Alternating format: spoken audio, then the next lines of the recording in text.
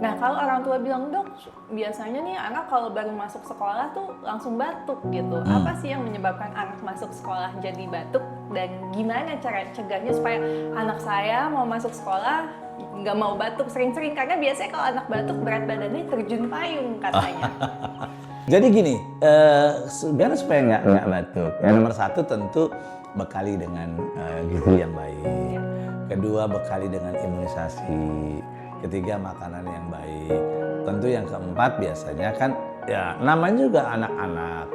Yang giliran yang anak ini tidak batuk, giliran yang begitu itu anak yang lain batuk. Jadi biasanya kita kalau daya tahan tubuhnya bagus, kemudian kita lindungi dengan masker, insya Allah enggak.